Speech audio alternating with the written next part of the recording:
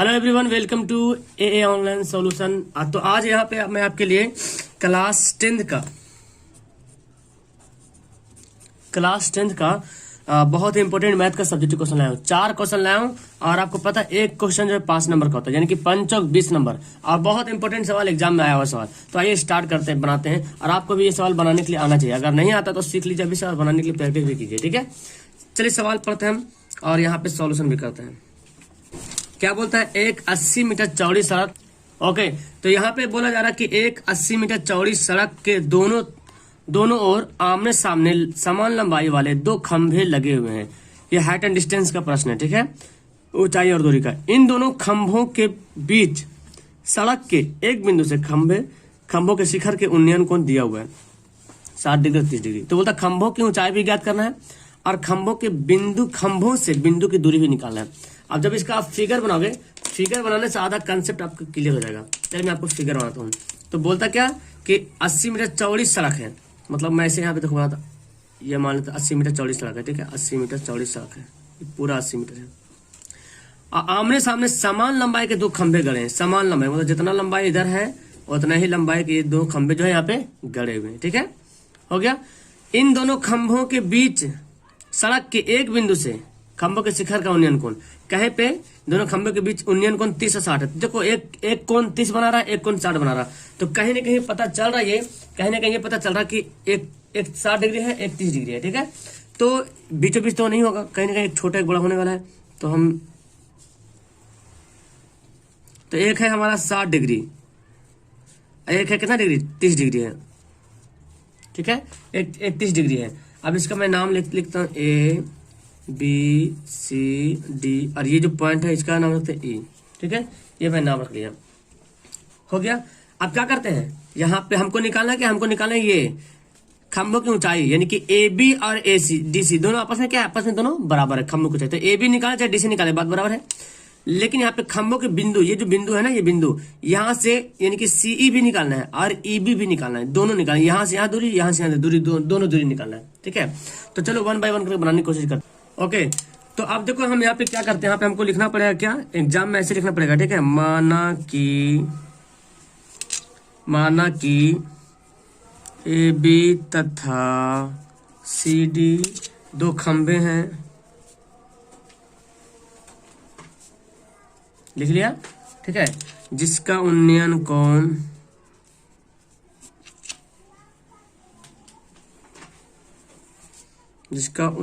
कोण लिख लिया कि 30 डिग्री तथा 60 डिग्री है।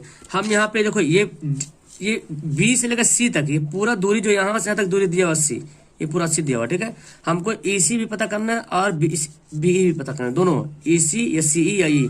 तो हम इसको अगर 1 से मानते हैं, यहाँ से यहाँ तक दूरी को अगर 1 से मानते हैं, तो ये दूरी कितना होगा, तो बोलेंगे सर 80 में से 1 से घटा दीजिए, टोटल दूरी 80 है। अब पता नहीं कि कितना दूरी है, तो हम इसको मान लें कि 1 से, अगर मान लें टोटल दूरी 80 होता है और बोलते इसका दूरी है 20, तो इसका दूरी कितना होता, तो आप बोलते जब इसका दूरी 20 है तो इसका दूरी तो बचेगा कितना, 60 बचेगा, क्योंकि टोटल 80 है तो 60 बचेगा। अब हमको पता नहीं कि 20 है, 30 है, 40 जो भी है, तो 1 से मान लिया, तो घटाना पड़ेगा, तो यहाँ पे मैं घटा लिया।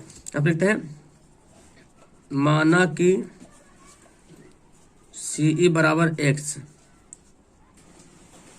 तो BE बराबर क्या हो जाएगा, 80 माइनस 100 हो जाएगा, ठीक है, ये हो गया। अब हम जो है इसको हल करेंगे। अब कैसे हल करेंगे, 1 बाय 1 त्रिभुज लेते हैं DCE और ABE, किसी एक को करके बनाते हैं, ठीक है। तो लेते हैं त्रिभुज DCE में क्या लेते हैं, tan 60 डिग्री, क्योंकि हमको लंब से काम है और आधार से काम, करने से कोई काम नहीं है, ठीक है। तो क्या लिखेंगे, लंब बटा आधार होता है, यानी कि DC बटे X, ठीक है, DC बटे X। तो tan 60 का वैल्यू कितना होता है, √3 होता है, और DC बटे X, तो क्रॉस गुना कर देंगे, तो DC बराबर क्या आ जाएगा, √3x होता है, DC बराबर क्या, √3x है आगे हमारा, या x √3 जैसे मर्जी उसे लिख दो, समीकरण फर्स्ट हमारा हो गया, ठीक है। अब क्या करते हैं, अब सवाल यहाँ पे पहले बोल रहा है कि ये DC और AB आपस में क्या है, बराबर है, दोनों आपस में क्या है, बराबर है, ठीक है। चूंकि DC बराबर AB, तो क्या आ जाएगा, इसलिए अच्छा इसलिए करते हैं, इसलिए DC बराबर AB क्या हो गया, √3x हो गया। ये दिया हुआ था ये, ठीक है, ये दिया हुआ है, दोनों आपस में क्या है, बराबर है। अब निकालते हैं त्रिभुज इसमें देखो ABE में, त्रिभुज ABE में यहाँ भी लिखते हैं tan 30 डिग्री क्या होता है, लंब बटा आधार, यानी कि AB, देखो AB बाई ये है हमारा, ये हमारा AB है, आधार क्या है, BE है, ठीक है। तो अब यहाँ पे वैल्यू पुट करते हैं, tan 30 का वैल्यू क्या होता है, 1/√3 होता है, और AB का वैल्यू कितना होता है, चूंकि AB और DC देखो दोनों आपस में क्या है, बराबर है, AB DC दोनों आपस में क्या है, बराबर है। ओके, तो आपको पता है AB का वैल्यू कितना, देखो AB का वैल्यू √3x हम यहाँ पे बैठा लेते हैं, √3x, ठीक है। और ये BE है ना, BE का वैल्यू देखो यहाँ से पता चलो, क्या पता चल रहा, 80 - x हो गया। क्रॉस गुना करेंगे, देखो यहाँ से क्रॉस गुना करेंगे तो इसको गुना करेंगे कितना होगा, 3x हो जाएगा, और ये 80 - x हो जाएगा। इस x को इधर ले चले आइएगा तो कितना हो जाएगा, 4x हो जाएगा ना, ये माइनस हो जाएगा, इधर आके प्लस बनता है, तो 3 एक आके जोड़ेगा तो 4 हो जाएगा 80। अब x से बराबर क्या हो जाएगा, 80/4 हो गया। तो आप इसको काटेंगे तो 20 चौक 80 होता है, कितना हो जाएगा, 20 चौक 80, इसलिए x से बराबर क्या हो जाएगा, 20। x का वैल्यू कितना आ गया, 20 आ गया। तो अब यहाँ से हमको पता चल रहा है कि दोनों यहाँ पे x का वैल्यू पुट कर लेंगे, यहाँ पे x का वैल्यू क्या हो जाएगा, पुट हो जाएगा, तो हम यहाँ पे लिख सकते हैं यहाँ पे दोनों को।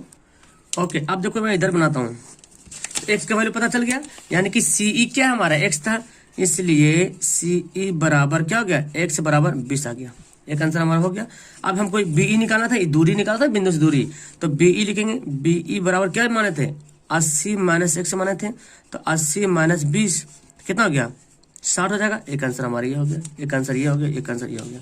अब हमको ऊंचाई भी निकालना था, तो लिखेंगे तथा DC बराबर AB कितना था, देखो √3x, और x का वैल्यू कितना आया, x का वैल्यू आया 20, इसको अरेंज करके ऐसे लिखेंगे 20√3 हो गया, ये आपका मीटर में दिया हुआ है, तो हो जाएगा आंसर, तो ये भी आंसर समझ में आ गया, कोई दिक्कत इसमें, आराम से इसको बनाइएगा, ठीक है। चलिए अगला सवाल पढ़ते हैं। सवाल यहाँ बोलता है क्या, कि सिद्ध करें कि किसी बाह्य बिंदु से वृत्त पर खींची गई स्पर्श रेखाओं की लंबाई समान होती है, ठीक है, सिद्ध करना है।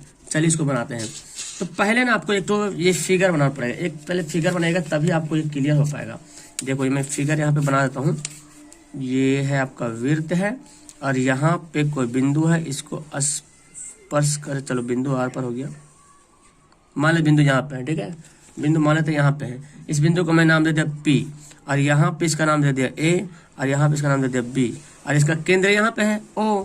तो इससे ये और इससे ये, सवाल बोलता है क्या, सवाल ये बोलता है, अच्छा इसको हम डॉट डॉट डॉट करके हम यहाँ पे ले सकते हैं। तो हमको यहाँ पे सिद्ध क्या करना है कि ये जो वृत्त है ना, इसके बाहर से खींची गई, इस बिंदु से खींची गई स्पर्श रेखाएं, इन दोनों की रेखाओं, ये जो दोनों रेखाएं हैं ये बराबर होती है, ये सिद्ध करना। सवाल आता है एग्जाम में और आया हुआ है सवाल। तो यहाँ पे लिखते हैं, माना कि एक वृत्त को कैसे लिखते हैं, सी से लिखते हैं, सर्किल बोलते हैं, सी से OR 0R के है, अच्छा ये O है, 0 नहीं के है, मान लिया, जिसका केंद्र वगैरह दिया हुआ है। अब यहाँ पे P से वृत्त पर 2 स्पर्श रेखाएं खींची गई है, यहाँ लिखते हैं P से वृत्त पर 2 स्पर्श रेखाएं खींची गई है, ठीक है, जो A तथा B बिंदु पर प्रतिच्छेद स्पर्श करती है, स्पर्श करती है, ठीक है, स्पर्श कर दिया। तो अब यहाँ पे क्या लिखेंगे, देखो अब हम लोग यहाँ पे क्या करेंगे, स्पर्श कर दिया, तो हमको सिद्ध क्या करना है, तो सिद्ध करना है कि क्या सिद्ध करना है, जो PA जो है ना दूरी, ये PA, ये जो PA है, दिख रहा है आपको, देखो यहाँ पे मैं लिखा हूँ, ये जो PA है ना, PA PB के बराबर होता है, यही हमको सिद्ध करना है, PA बराबर PB, इसको हमको सिद्ध करना है। अब हमको यहाँ पे कुछ रचना करना है, रचना मतलब जो फिगर बना दिए पहले से, ठीक है,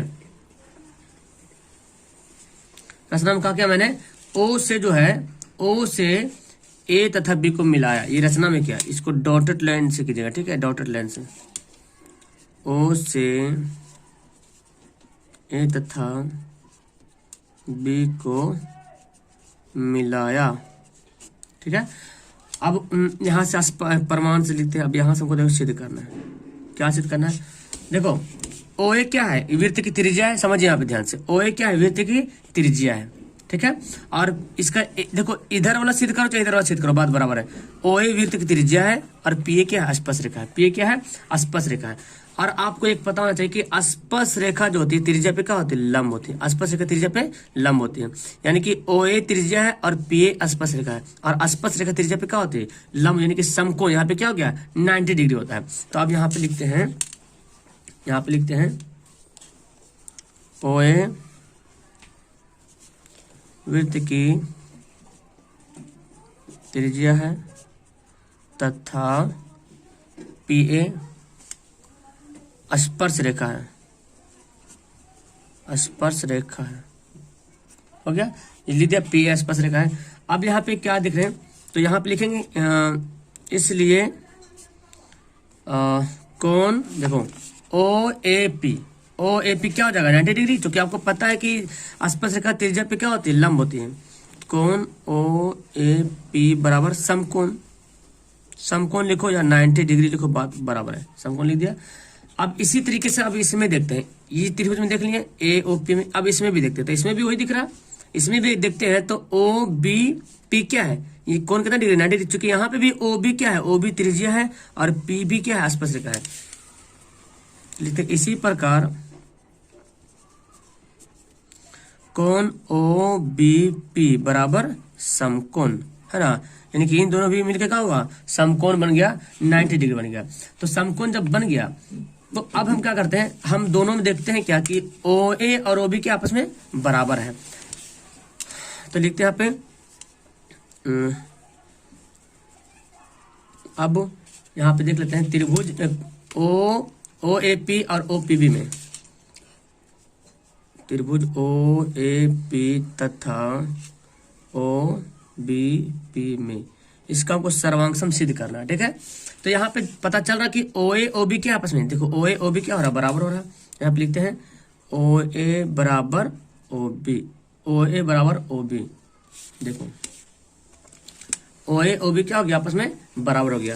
ये क्या है आपका, यहाँ पे बराबर हो गया, क्योंकि त्रिज्या है यहाँ पे, त्रिज्या। फिर सम त्रिभुज देखें, ओ ए पी ये 90 डिग्री है, ओ पी बी ये भी 90 डिग्री, तो कौन यहाँ पे क्या हो गया, बराबर हो गया। तो यहाँ पे लिखते हैं ओ ए पी बराबर ओ बी पी, ये क्या है, समकोण है, क्या है जी, समकोण है। और यहाँ पे देख रहे हैं इस त्रिभुज देखिए ओ ए पी और ओ पी बी में देख रहे हैं, ये जो ओ पी आ रहा है ये दोनों में आ रहा, ओ पी क्या आ रहा, दोनों में आ रहा। तो लिखते यहाँ पे क्या है, उभयनिष्ठ है, उभयनिष्ठ हो गया। तो दो भुजा एक कोण हो गया, तो लिखेंगे इसलिए साइड एंगल साइड से, ये क्या हो गया, दोनों ये क्या हो गया, सर्वांश हो गया, साइड एंगल साइड से।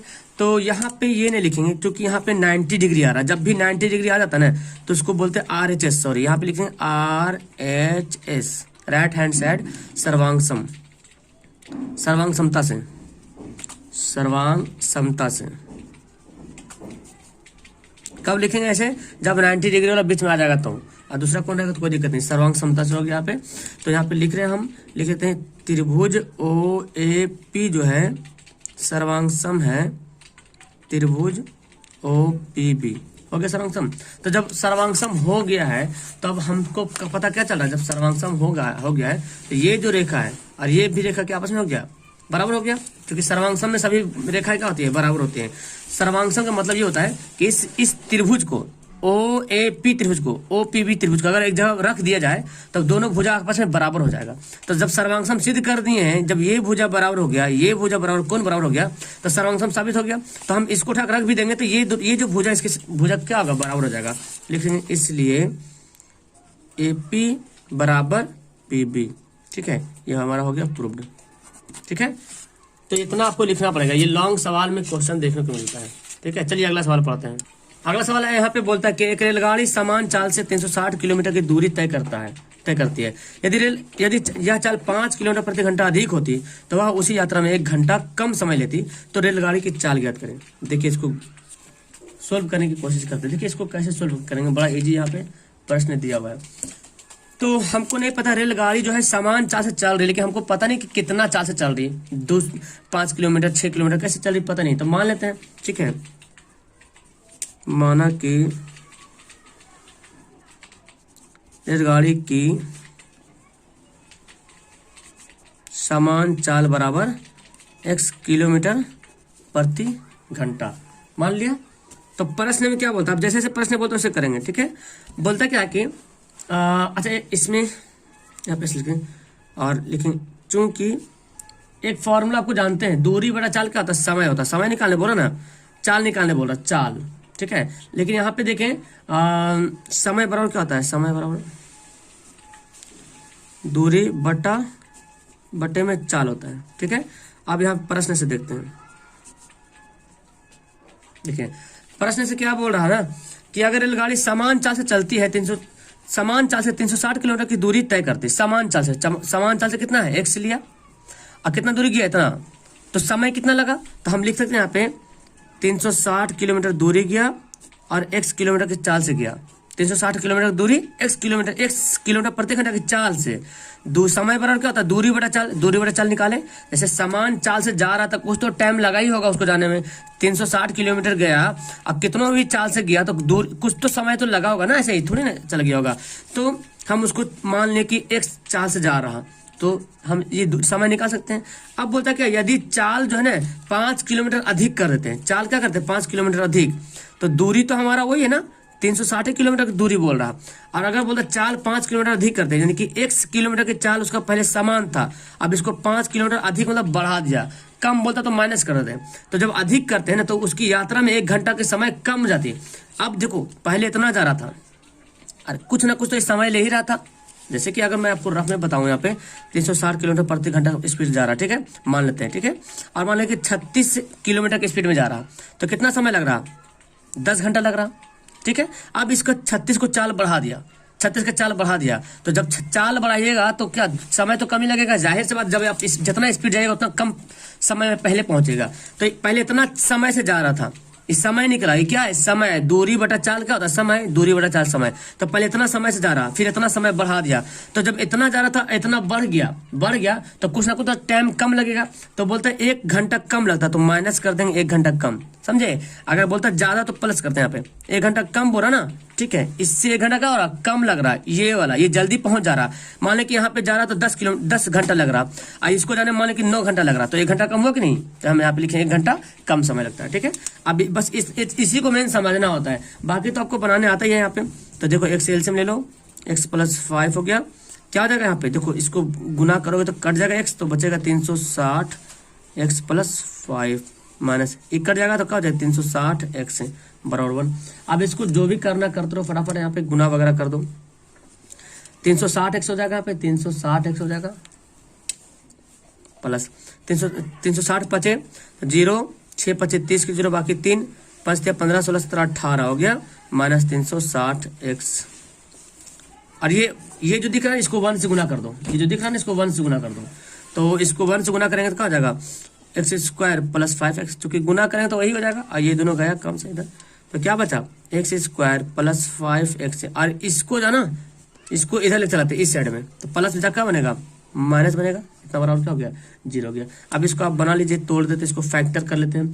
तो फैक्टर करेंगे, यहाँ पे 1800 है, इसको फैक्टर कर लेते हैं 45 40 में टूट जाएगा, ठीक है। 45 और 40 में तोड़ लीजिएगा इसको। चलिए अब इसको हल करेंगे, जानते हैं आप, x से + 45 हो जाएगा, ठीक है, माइनस 40 x से माइनस प्लस, तो 45 से कटेगा, चूंकि 45 40 से गुना करेंगे तो 1800 आएगा, ठीक है। अब यहाँ पे देखो 1 से + 45 हो गया और यहाँ 1 से -40 हो गया बराबर 0। तो यहाँ पे क्या हो रहा है, 1 से + 45 बराबर 0, 1 से बराबर -45। तो माइनस में तो चाल होता नहीं है ना, ये क्या असंभव, क्या है असंभव, चूंकि चाल माइनस में नहीं होता है। तो यहाँ देखते हैं 1 से -40 बराबर 0, तो 1 से बराबर कितना होगा 40। इसलिए रेलगाड़ी की समान चाल, x बराबर कितना हो गया 40 किलोमीटर प्रति घंटा। ये हो गया आपका आंसर। ठीक है, अब एक सवाल और पढ़ लेते हैं, उसके बाद वीडियो को लास्ट करेंगे। समझ में आ गया अब सवाल आपको? इसको जरूरत है आपको एक बार और बनाने के लिए, इसको तो बनाइएगा तभी समझ आएगा। चलिए अगला जो सवाल है वो त्रिकोणमिति वाला सवाल है, और इसके तो जानते हैं बनाने के लिए इजी से यहाँ पे बनाते हैं। चलिए इसको बनाते कैसे करते हैं, देखिए यहाँ पे क्या दिए हुए हैं। sin a प्लस कॉसेक ए का square plus cos A plus sec ए का स्क्वायर होल स्क्वायर बराबर में हमको ये लाना है। तो एलएचएस हम बनाते हैं। देखिए एलएचएस क्या हमारा है, जैसे जैसे दिया हो उसको हम उतार लेते हैं। क्या दिया हो हमारा LHS, sin a plus cosec ए का होल स्क्वायर दिया हुआ है, और ये क्या दिया हुआ है कॉस ए प्लस सेक ए का स्क्वायर हमारा दिया हुआ है। ये लाना हमको, ठीक है, ये लाना है। तो देखिए अब यहाँ पे क्या करते हैं जी, यहाँ पे आपको a प्लस बी का होल स्क्वायर यहाँ पे दिख रहा है, यहाँ पे भी दिख रहा है a प्लस बी का होल स्क्वायर। इसको पहले a प्लस बी का होल स्क्वायर इसलिए तोड़ते हैं क्योंकि कॉट और टैन कॉट में ही है, इसलिए हमको साइन में बदलने की जरूरत नहीं, इसको है टैन कॉट में है, तो हमको इस तरह तोड़ना पड़ेगा। तो क्या होगा इसको, देखो ए स्क्वायर हो ना, A square plus B square, हम इसको तोड़ रहे हैं, A square plus B square plus 2 A और बी हो गया, 2ab हो गया। अब इसको भी तोड़ते हैं ये वाला को, तो इसको क्या लिखेंगे हम, यहाँ लिखते हैं ए स्क्वायर कॉस स्क्वायर है प्लस नीचे लिखते हैं, ठीक है, इधर यहाँ पे बी क्या है हमारा सेक, तो सेक स्क्वायर प्लस 2ab हो गया। चलिए अब देखो साइन ए और cos, sine square cos square मिल रहा, कुछ मैच कर रहा, तो हम क्या इसको कर सकते हैं, इसको कुछ ना कुछ तो हल निकालना पड़ेगा यहाँ पे आपको। ओके यहाँ पे देखिए ये फॉर्मूला पे देखिए साइन इंटू कॉस से क्या होता है 1 होता है, कॉस इंटू सेक क्या होता है 1 होता है। आपको अंडरलाइन नहीं करना, मैं आपको समझा रहा हूँ, ठीक है, 1 होता है। तो हम क्या करते हैं इसको, साइन स्क्वायर है ना, साइन स्क्वायर हमारा यहाँ पे दिख रहा, तो हम यहाँ पे इसको अरेंज कर लेते हैं। देखिए यहाँ पे साइन स्क्वायर ए हो गया ना, अब प्लस कॉस लिखते हैं, कॉस स्क्वायर ए, ठीक है। और यहाँ पे क्या करते हैं, ये इसको हम इसको बाद में लिखते हैं। इसका देखो क्या फॉर्मूला होता है, इसका फॉर्मूला क्या होता है 1 होता है, हो गया। चलो कॉस को इसको तो लिख लिया मैंने, है ना, प्लस इसका क्या फॉर्मूला होता है, देखिए इसका formula cos A into sec क्या होता है 1 होता है, 1 लिख लिया। बचा क्या, कॉस ए कॉस सेक बचा, इसको हम लिख लेते हैं यहाँ पे कॉसेक स्क्वायर ए प्लस सेक स्क्वायर ए, लिख लिया यहाँ पे। अब देखिए इसका ही फॉर्मूला, देखिए इसका फॉर्मूला क्या होता है 1 होता है, 1 प्लस 2 एकम 2, 2 एकम 2 हो गया, प्लस कॉसेक स्क्वायर ए प्लस सेक स्क्वायर ए हो गया। तो कितना हो गया, 2 2 4 1 5 आ गया, 5 प्लस आ गया। अब देखो इसको करना क्या है, देखो अब तो हमारे यहाँ पे 5 आ गया, और देखो कॉसेक और सेक आ रहा, लेकिन हमको आंसर करना है टैन और कॉट में लाना। आंसर देखो यहाँ पे क्या लाना है, टैन कॉट में। तो कॉसेक सेक का फॉर्मूला होता है टैन कॉट के रूप में होता है, जिसको हम चेंज कर लेते हैं। कॉसेक बराबर होता है फॉर्मूला जी, हम यहाँ पे लिख सकते हैं 1 प्लस कॉट स्क्वायर थीटा। इसका फॉर्मूला क्या होता है 1 plus sec 1 plus cot square theta, ठीक है, 1 प्लस कॉट स्क्वायर थीटा ये होता है। और सेक का होता है 1 प्लस टैन स्क्वायर थीटा, हो गया, लिख लिया। अब देखो 5 1 6 1 7, और क्या हमारा बचा है, पहले इसी को लिख लेते हैं चूंकि यही बोल रहा, प्लस कॉट स्क्वायर हो गया, यही हमको करना था।